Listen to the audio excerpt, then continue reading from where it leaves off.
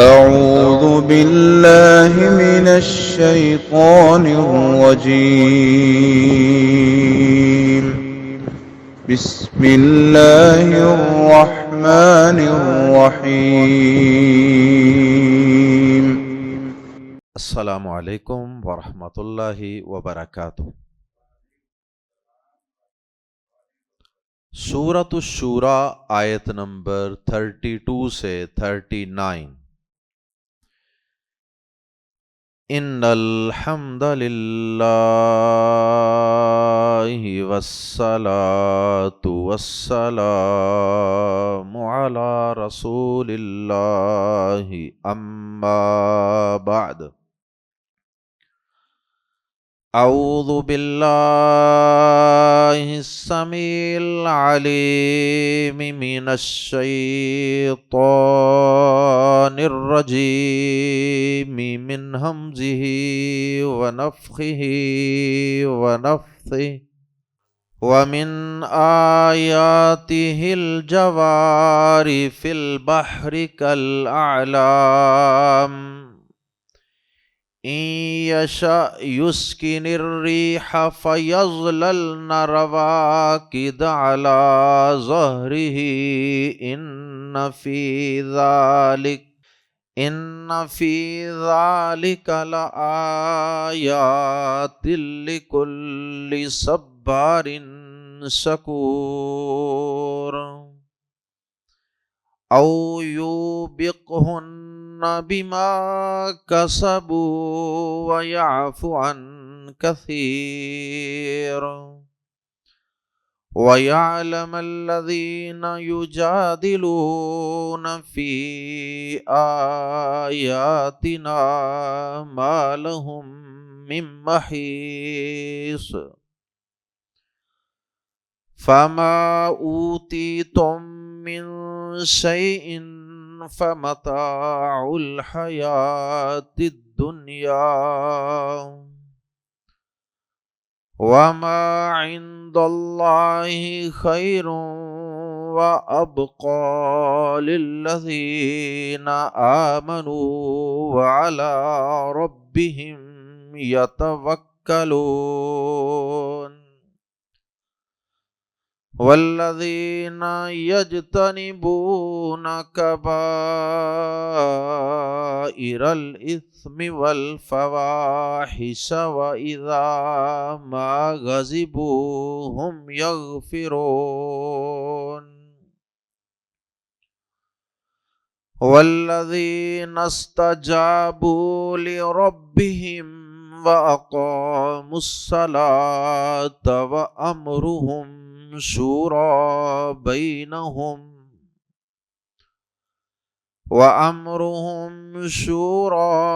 بينهم ومما رزقناهم ينفقون والذين إذا أصابهم البغي هم ينتصرون۔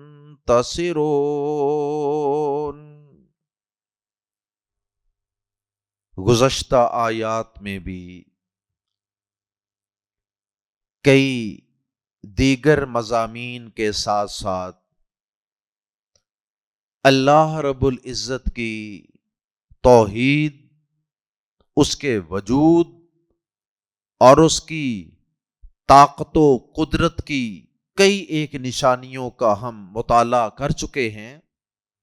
آیات زیر تفسیر میں سب سے پہلی آیت مبارکہ اور پھر اس کے بعد اگلی کچھ آیات میں بھی اللہ رب العزت نے اپنی توحید کی اور اپنی قدرت کی اور اپنی بادشاہت کی ایک اور بہت بڑی نشانی بیان فرمائی، اور اس ایک بڑی نشانی میں آگے پھر اگر مزید باریکی سے غور کیا جائے تو پھر آگے کئی اور نشانیاں پنہاں اور چھپی ہوئی ہیں، اور وہ نشانی ہے بہت بڑے بڑے جہازوں کا اور کشتیوں کا، جن کا سائز پہاڑوں کی طرح بڑا ہوتا ہے اور جن کے اندر سینکڑوں ہزاروں ٹن وزن ہوتا ہے، ان جہازوں کا سمندر کے پانی کے اوپر تیرنا اور تیزی سے چلنا، اس نشانی کا اللہ پاک نے ذکر فرمایا۔ اور پھر اس کے ضمن میں پھر مزید اس نشانی کا تذکرہ فرمایا کہ ان جہازوں میں ایک تو یہ نشانی ہے کہ وہ جہاز پانی میں ڈوبتے نہیں۔ اللہ پاک نے پانی میں ایک ایسی خاصیت اور ایک خاص ایسی پراپرٹی رکھ دی ہے کہ جو مخصوص والیوم، حجم اور مخصوص وزن والی چیز کو اپنے اوپر اٹھائے رکھتا ہے، اور یہ خاصیت پانی کے علاوہ دیگر چیزوں میں نہیں ہے، جس طرح کے پانی میں ہے۔ تو ایک تو وہ پانی، سمندروں کا پانی اتنے بڑے بڑے جہازوں اور کشتیوں کو ڈوبنے نہیں دیتا، یہ اللہ کی قدرت اور اس کے حکم سے ہے۔ اور دوسرا، ان جہازوں کو چلانے کے لیے وہ بادبانی جہاز اور کشتیاں جن کو چلانے کے لیے ہوا کی ضرورت ہوتی تھی، جس وقت یہ قرآن اترا تھا اس وقت جو جہاز اور کشتیاں چلتے تھے وہ انجن کے بغیر چلتے تھے، اور ان کو تو بالخصوص خاص قسم کی موافق ہواؤں کی ضرورت ہوتی تھی۔ تو اللہ پاک نے ان ہواؤں کا چلنا اور رکنا، اس کو بھی اپنی قدرت کی ایک بہت بڑی نشانی قرار دیا۔ اس کے بعد پھر اگلی آیات میں اللہ رب العزت نے ایک تو دنیا اور آخرت کی زندگی کی نعمتوں کا کچھ موازنہ کیا ہے، تاکہ جو لوگ دنیا کی عارضی اور چھوٹی چھوٹی اور فانی ختم ہو جانے والی نعمتوں میں مگن ہو کر، مصروف ہو کر، ایسا اپنے پیدا کرنے والے سے اور اس کی توحید اور اس کے وجود اور اس کی قدرت کی نشانیوں سے غافل ہو جاتے ہیں کہ وہ ان نشانیوں پہ غور ہی نہیں کرتے۔ اللہ پاک نے ان کو دنیا کی حیثیت بتائی ہے۔ کس دنیا کی نعمتوں کے اندر تم مگن ہو کر میری ان بڑی بڑی نشانیوں سے غافل ہوئے بیٹھے ہو؟ تو اگر تم دنیا کی ان نعمتوں کو فانی اور ناپائیدار سمجھو گے اور آخرت کو اصل زندگی سمجھو گے، تو پھر ہی تم اپنے رب کی طرف توجہ کرو گے اور اس کی نعمتوں اور اس کی نشانیوں پہ غور کرو گے۔ اس لیے اللہ پاک نے دنیا اور آخرت کی زندگیوں اور نعمتوں کا کچھ موازنہ کیا، تاکہ لوگ دنیا کی ناپائیداری کو سمجھیں، اس کے فانی ہونے کو سمجھیں اور اللہ کی ان نشانیوں پہ غور کریں اور آخرت کی طرف توجہ کریں۔ اور اس کے بعد پھر اللہ پاک نے اپنے کچھ ان بندوں کا تذکرہ فرمایا جو آخرت میں کامیاب ہوں گے اور جنہیں آخرت کی ہمیشہ ملنے والی نعمتیں ملیں گی۔ ان اپنے ایمان والے بندوں کا تذکرہ کیا اور ان کی کچھ صفات بیان فرمائی، جو دنیا کی عارضی اور فانی زندگی کو کچھ نہیں سمجھتے اور اس کی بجائے آخرت کی زندگی کو اہمیت دیتے، ان کے اللہ پاک نے کچھ اوصاف کا تذکرہ کیا۔ آئیے آیات زیر تفسیر کو قرآن مجید کے الفاظ میں پڑھتے ہیں۔ آیت نمبر 32 سورۃ الشورى، وَمِنْ آیاتِهِ، اور اس کی نشانیوں میں سے ہیں، من میں سے، آیات نشانیاں جمع ہے، ہی اس کی یعنی اللہ پاک، وَمِنْ آیاتِهِ، اور اس کی نشانیوں میں سے ہے۔ اب یہ جو من آیاتِهِ، یہ جو الفاظ ہیں، یہ جو مرکب ہے اسے کہتے ہیں مرکب جاری، یہ من حرف جار ہے، تو اس کا مقام جملے کے آغاز میں نہیں ہوتا، لیکن اگر اس کو جملے کے آخر سے یا درمیان سے اٹھا کر آغاز میں لے آئیں تو پھر اس پر زور دینا مقصود ہوتا ہے، اور اس کی وجہ سے پھر ہم اردو میں ہی کا لفظ استعمال کریں گے زور دینے کے لیے، وَمِنْ آیَاتِهِ، اور اس ہی کی نشانیوں میں سے ہے، اس ہی یا اسی کی، اس کی نشانیوں میں سے کی بجائے کیا ترجمہ کریں گے؟ اسی کی نشانیوں میں سے ہیں۔ کیا مطلب؟ اس کی سے کیا فائدہ ہو؟ یہ بتانا مقصود ہے کہ یہ جو اللہ پاک کی قدرت کی نشانیاں آگے بیان ہونے لگی ہیں نا، یہ اللہ کے علاوہ یہ قدرت اور یہ طاقت اور یہ اختیار کائنات میں کسی اور کے پاس ہے ہی نہیں۔ یہ صرف اور صرف اسی کی قدرت اور اسی کی طاقت اور یہ اسی کے اختیار کی وجہ سے ایسا ہوتا ہے، کسی اور کے اختیار میں نہیں، کسی اور کی یہ صلاحیت نہیں ہے کہ وہ ایسا کر دکھائے، یہ صرف اسی کا خاصہ ہے۔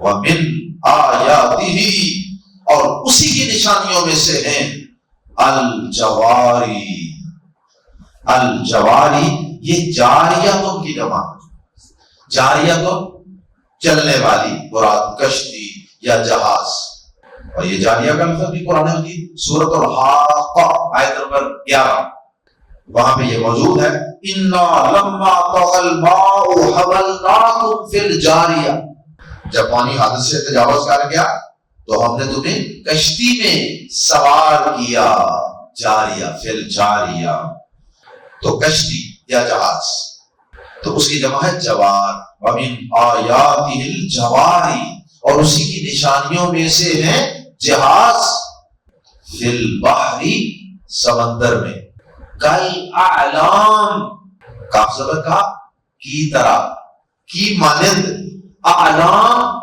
یہ علم کی جمع، جس طرح عربی گرامر میں اردو گرامر میں ہوتا ہے نا اس میں علم، اور علم جھنڈے کو بھی کہتے ہیں۔ علم کا لفظی معنی ہوتا ہے کہ کسی کی کوئی خاص نشانی، جیسے جھنڈا کسی ملک کی نشانی ہے، اور علم انسانوں کا علم کیا ہوتا ہے؟ ان کا خاص نام، تو ہر شخص کا جو اسپیسیفک نیم ہوتا ہے وہ بھی اس کی خاص نشانی ہوتی ہے، اس کو علم کہتے ہیں۔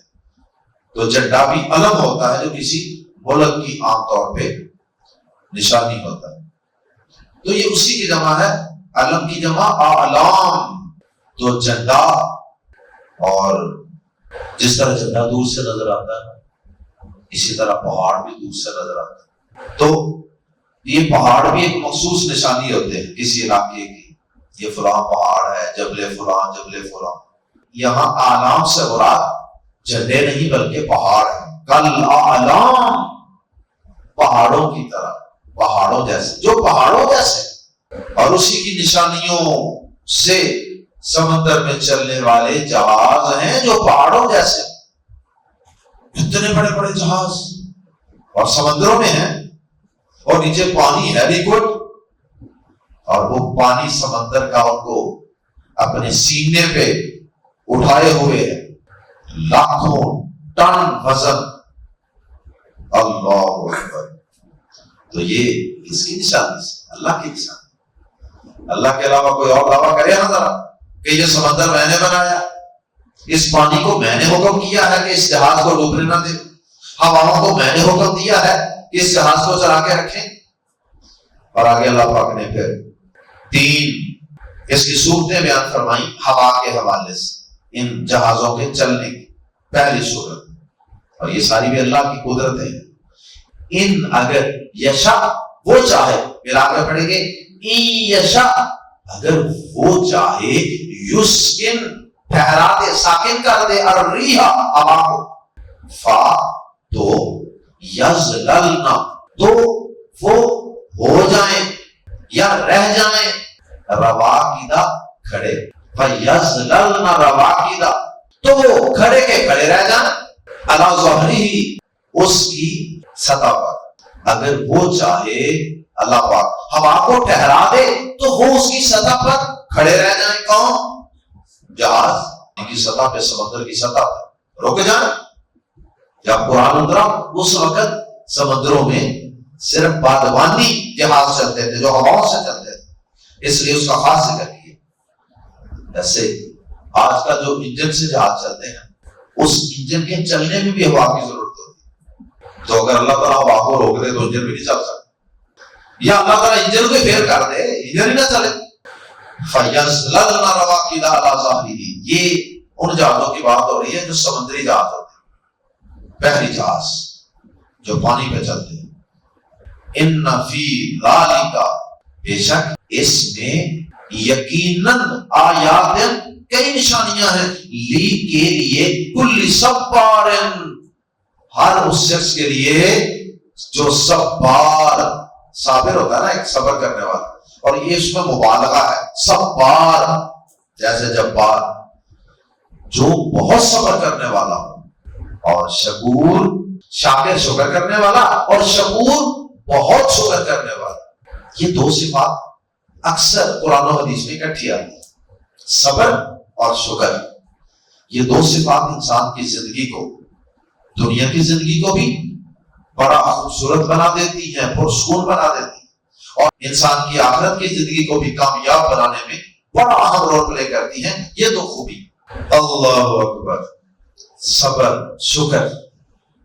تو فرمایا کہ یقیناً اس میں ہر ایسے شخص کے لیے یقیناً کئی نشانیاں ہیں جو بہت صبر کرنے والا، جس کی طبیعت میں ٹھہراؤ ہے، جلد باز نہیں، ٹھہراؤ ہے طبیعت میں، غور و فکر کرتا ہے، ٹھنڈے دل سے ہر چیز کو گہرائی سے دیکھنا، سوچنا.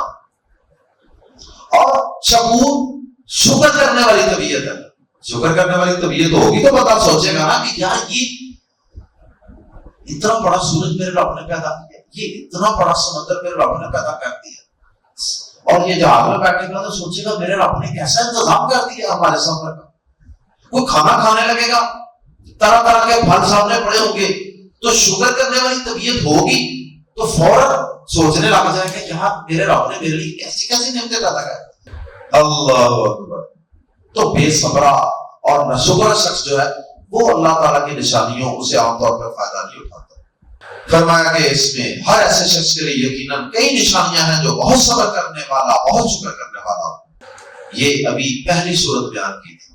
دوسری صورت ہوا کے حوالے سے، او یا پھر اللہ پاک چاہے یوبت ہننا، یوبت ہلاک کر، ہننا انہیں، ان جہازوں کو ہلاک کر دے.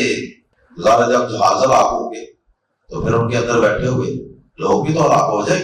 اور یوبت ہننا، یا وہ انہیں ہلاک کر دے، بس بھی اس کی وجہ سے ما کسبوا، جو انہوں نے کمایا، یعنی انسانوں کی کمائی، ان کے کرتوتوں کی وجہ سے جو جہازوں میں بیٹھے ہیں، اللہ تعالیٰ ان جہازوں کو سمندروں کے اندر تباہ کر دے، غرق کر دے، ڈبو دے، تیز آندیاں چلا دے. اللہ تعالیٰ پہلے تو ہوا کو روک لے، اب ہے غرق کر دے.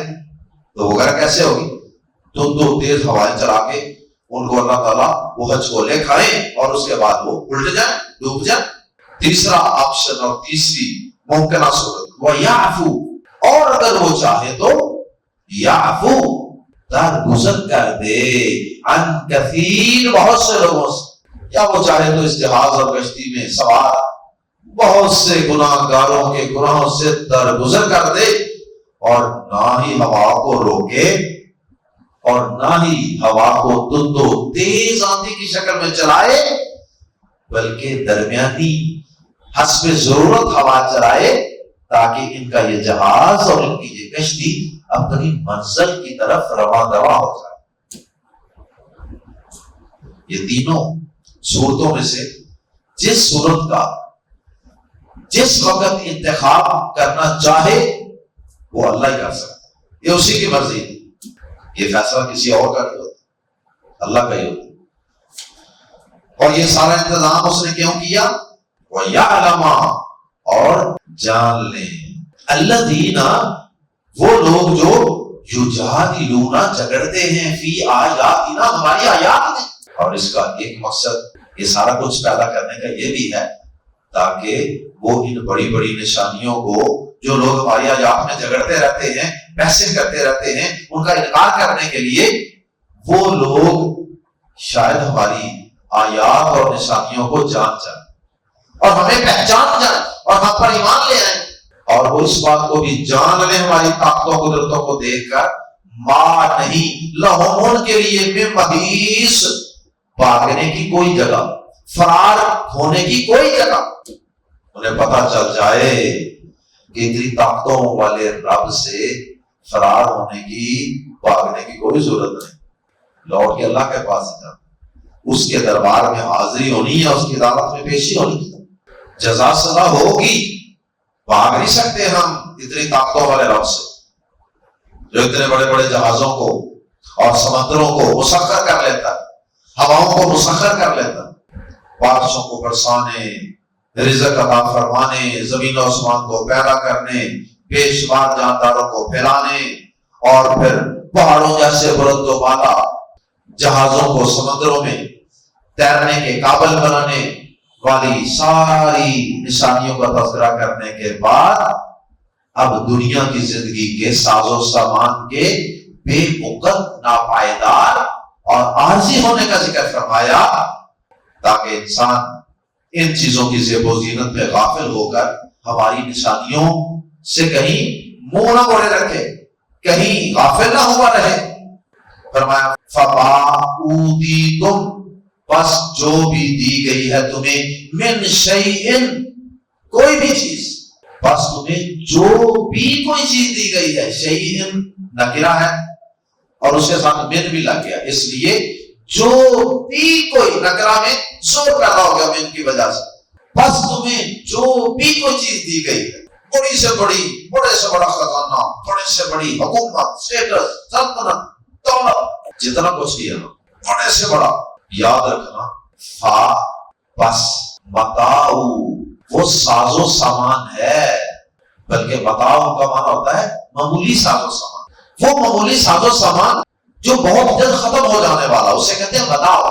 فا بس متاع وہ معمولی ساز و سامان ہے، الحیات دنیا، دنیا کی زندگی. بڑے بڑے لوگ آئے، بڑے بڑے فرعون آئے، قارون آئے، کیا نہیں تھا ان کے پاس، چلے بڑے بڑے مربوں کے بڑے بڑے سردار فلاں، سردار فلاں علاقہ، بڑے بڑے صدر، وزیر اعظم، کتنے بڑی بڑی اسٹیٹس کے صدر، وزیر اعظم دنیا سے چلے گئے.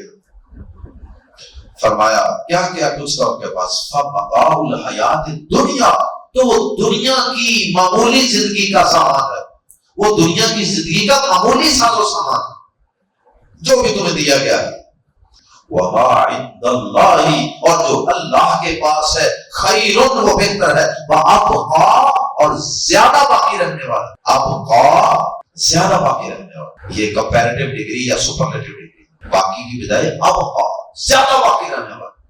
دنیا کی چیزیں جو ہیں ان کی نسبت آخرت کی نعمتیں، آخرت کی زندگی وہ کہیں بہتر بھی ہے، ہمیشہ رہنے والی بھی ہے، پرسکون بھی ہے اور باقی رہنے والی بھی ہے. لیکن یہ خیرن اور ابقا یہ ہے کن کے لیے، للذین آمنوا لوگوں کے لیے جو ایمان لائے، وعلی ربہم اور اپنے رب ہی پر.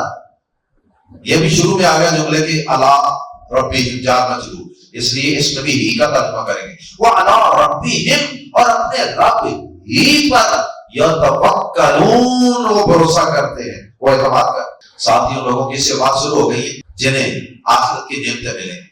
اللہ اکبر، ایمان والے ہیں اور اپنے رب ہی پر بھروسہ کرنے والے ہیں، محنت کرتے ہیں، کوشش کرتے ہیں، بھروسہ رب پر ہی، توکل اللہ پر ہی. پہلی صفت تو یہ ہو گئی. والذین اور وہ جو یجتنبون اجتناب کرتے ہیں، بچتے ہیں، کبائر الاثم بڑے بڑے گناہوں سے، کبیرہ گناہوں سے بچتے ہیں. کبیرہ گناہ وہ ہوتے ہیں جن کی بڑی سخت وعید آئی ہوتی ہے قرآن و حدیث کہ اللہ ناراض ہوتا ہے، اللہ کا غضب ہوتا ہے، یا یہ کرنے والے پر جنت حرام ہے یا جہنم میں داخل ہوگا. اس طرح کے گناہوں کو کبیرہ گناہ کہتے ہیں، اور وہ خود بخود معاف نہیں ہوتے.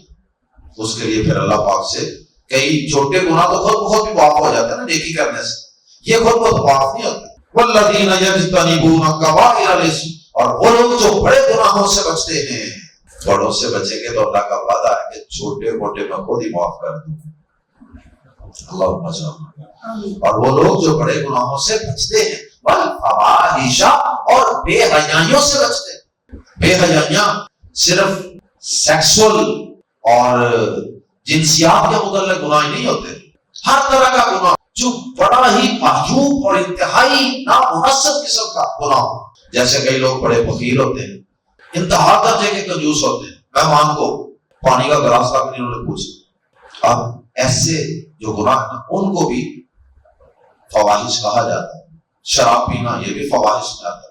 بہرحال کبائر الاسم کے ساتھ الگ سے اللہ پاک نے والفواحش کا بھی ذکر کر دیا، بڑے معیوب قسم کے گناہ جو ہر تھوڑی سی عقل فہم رکھنے والا، اچھی فطرت پر قائم ہر انسان ہی جن کو معیوب سمجھے ان کو فواحش کہتے ہیں، اور بعض اہل علم کہتے ہیں کہ بے حیائیاں، جس سے مراد جنس کے متعلق جو گناہ ہے، واللہ اعلم، تو ان چیزوں سے وہ بچتے ہیں۔ وَإِذَا مَا، اور جب بھی، اذا جب اور ما بھی ساتھ جڑ گیا اور اس میں زور پیدا ہو گیا، وَإِذَا مَا، اور جب بھی غضبوا، وہ غصے میں ہوتے ہیں، ہم یغفرون، وہ معاف کر دیتے، جب بھی وہ غصے میں ہوتے ہیں وہ معاف کر دیتے۔ یہ بہت بڑی صفت ہے، اور یہ کام وہی کرتے ہیں جو نہایت مضبوط ارادے کے مالک ہیں، کیونکہ عام طور پر غصے میں انسان کی عقل اور ہوش وہ کام نہیں کرتی۔ اس لیے پیارے نبی صلی اللہ علیہ وسلم نے نفس کو کنٹرول کرنے والے شخص کو اصل پہلوان قرار دیا، اصل باڈی بلڈر وہ ہے۔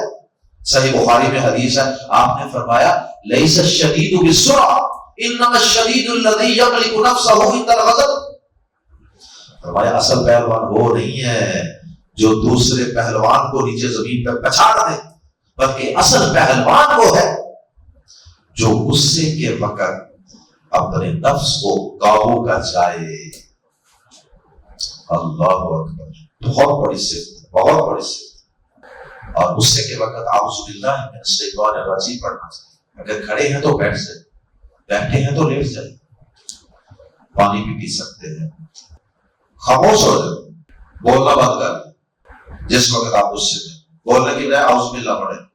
والذین، اور وہ لوگ جنہوں نے استجابوا، حکم مانا، استجابوا، جنہوں نے حکم مانا لربہم، اپنے رب کا، اپنے رب کی اطاعت، اپنے رب کا حکم مانتے ہیں، ہر بات رب کی اطاعت، رب کو اوبے کر اس کی اطاعت فرما بردار، اس میں اللہ کے رسول کی اطاعت بھی آ جاتی ہے، کیونکہ جو اللہ کے رسول کی اطاعت کرتا ہے وہ گویا کہ اللہ کی اطاعت ہے۔ والذین استجابوا لربہم، اور وہ جنہوں نے اپنے رب کا حکم مانا۔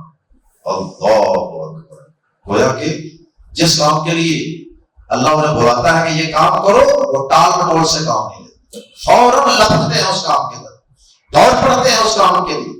وَأَقَامُوا الصَّلَاةَ، بطور خاص نماز کا ذکر کر دیا، وَأَقَامُوا الصَّلَاةَ، اور انہوں نے نماز قائم کی۔ وَأَمْرُهُمْ، اور ان کا کام شورا، مشورہ کرنا ہے، بینہم، آپس میں، ان کے کام آپس میں باہمی مشورے سے پایا تکمیل کو پہنچتے ہیں، یعنی ان کے فیصلے مشورے کے بعد ہوتے ہیں۔ پیارے نبی صلی اللہ علیہ وسلم کو بھی اللہ پاک نے سورہ آل عمران میں حکم دیا ہے، وَشَاوِرْهُمْ فِي الْأَمْرِ، اے نبی اپنے صحابہ سے، ساتھیوں سے مشورہ کیا کریں، جن کاموں میں یہ انتظامی معاملات ہوتے ہیں نا ان میں مشورہ کرنا، جو شریعت کے واضح احکامات ہیں ان میں کیا مشورہ کرنا، مثلا نکاح کرنا چاہیے کہ نہیں کرنا چاہیے، یہ مشورہ تو نہیں کرنا، یہ کر سکتے ہیں کہ نکاح یہاں کرنا چاہیے یا فلاں جگہ کرنا چاہیے، اس سے کرنا چاہیے یا اس سے، فلاں جگہ رکھنا چاہیے یا فلاں جگہ۔ اور اس سورہ مبارکہ کا نام بھی اسی لفظ سے لیا گیا ہے، وَأَمْرُهُمْ شُورَىٰ بَيْنَهُمْ، یہاں سے اس سورت کا نام رکھ دیا گیا سورۃ الشورى، مشورہ۔ اور مشورے میں بڑی خیر ہوتی ہے۔ جو شخص کوئی بھی اہم کام کرنے سے پہلے اللہ کے بندوں سے، جن کو جس کام کو کرنے لگے ہیں نا، اس کام کے متعلق جس کو علم ہے نا، اس سے مشورہ کریں۔ جس شخص نے مشورہ کیا اور پھر اللہ پاک سے استخارہ کیا، 2 رکعت فرضوں کے علاوہ کوئی 2 رکعت پڑھ کے، تو آخر میں دعائے استخارہ پڑھی جو پیارے نبی صلی اللہ علیہ وسلم نے سکھائی، اللہم انی استخیرک بعلمک واستقدرک بقدرتک، یہ پوری دعا اللہ تعالیٰ انشاءاللہ اس کے اس کام میں خیر و برکت اور بھلائی پیدا فرمائے۔ وَمِمَّا، اور اس میں سے جو رزقناہم، ہم نے انہیں دیا ہے، ينفقون، وہ خرچ کرتے ہیں۔ یہ سورہ بقرہ کے اندر بھی آغاز میں ہی یہ آیت گزر چکی، اللہ کی راہ میں خرچ کرنا، اس سے مراد اکثر لوگ سمجھتے ہیں یہ مال ہے، صرف مال ہی نہیں خرچ کیا جاتا، علم بھی خرچ کیا جاتا، صلاحیتیں بھی خرچ کی جاتی، وقت بھی خرچ کیا جاتا، اولاد بھی خرچ کی جاتی، جو کچھ بھی صلاحیت اللہ نے دی ہے نا اس میں سے خرچ کرتے. والذین، اور وہ لوگ کہ اذا جب اصابہ واقعہ ہوتی ہے یا پہنچتی ہے یا واقعہ ہوتی ہے، ہم انہیں البغی زیادتی، اور وہ لوگ کہ جب ان پر زیادتی واقعہ ہوتی ہے ہم ینتصرون، وہ بدلہ لیتے. اللہ اکبر. اس سے پہلے بھی معاف کرنے کا ذکر ہم نے پڑھا ہے اور اس کے بعد بھی معاف کرنے کا ذکر آئے گا. معاف کرنے کی قرآن و حدیث میں اگرچہ بہت فضیلت، لیکن یہاں پہ اللہ پاک بدلہ لینا اس کو اپنے ایمان والے بندوں کی خوبی کے طور پہ بیان کر رہے ہیں. تو اہل علم کہتے ہیں کہ اگر تو کسی شخص کو جس نے جرم کیا، غلطی کی ہے، اگر تو اسے معاف کر دینا اس کو جرم سے باز رکھنے کا ذریعہ بنے گا تو معاف کر دینا بہتر ہے. لیکن اگر اسے معاف کرنے سے وہ اور باغی ہو جائے گا، اس کا جرم، اس کا ظلم، اس کی فرعونیت اور بڑھ جائے گی، اور دلیر ہو جائے گا، تو پھر اسے معاف نہیں کرنا چاہیے. ایسی صورت میں اس سے بدلہ لینا ضروری ہے. یہ صورتحال دیکھ کر فیصلہ کیا جاتا ہے. بعض لوگ معاشرے کے لیے بڑے ناسور ثابت ہوتے ہیں، بڑے بدماش قسم کے انسان ہوتے ہیں، اگر آپ ان کو معاف کرتے ہیں تو ان کے حوصلے بلند ہو جاتے ہیں اور وہ یہی کام پھر کسی اور کے ساتھ بھی کریں گے، یہی ظلم کسی اور کے ساتھ، یہی زیادتی کسی اور کے ساتھ بھی کریں گے. اس لیے یہ دیکھا جائے گا کہ معاف کر دینا اس شخص کو سدھارنے کا ذریعہ بنے گا یا اس کو سزا دینا یہ اس کی اصلاح کا ذریعہ بنے گا. تو اگر اس کو سزا دینا اور اس سے بدلہ لینا اس کی اصلاح کا ذریعہ بنے گا اور معاشرے کی اصلاح کا ذریعہ بنے گا تو پھر اس سے بدلہ لینا چاہیے. وہ ایک شاعر نے بھی کہا ہے نا کہ جب تم کسی معزز آدمی کی عزت کرو گے تو اس کے مالک بن جاؤ گے، اور اگر تم کمینے شخص کی عزت کرو گے تو وہ اور سرکش ہو جائے گا اور چھت چڑھ جائے گا. اللہ تعالی ہم سب کو اپنے اندر یہ اچھے اچھے اوصاف اور خوبیاں پیدا کرنے کی توفیق عطا فرمائے. اللہ ہمیں اپنی توحید کی اور اپنی قدرت کی نشانیوں پہ غور و فکر کرنے کی توفیق اور ہمت عطا فرمائے. سبحانک اللہم و بحمدک اشہد ان لا الہ الا انت استغفرک و اتوب الیک.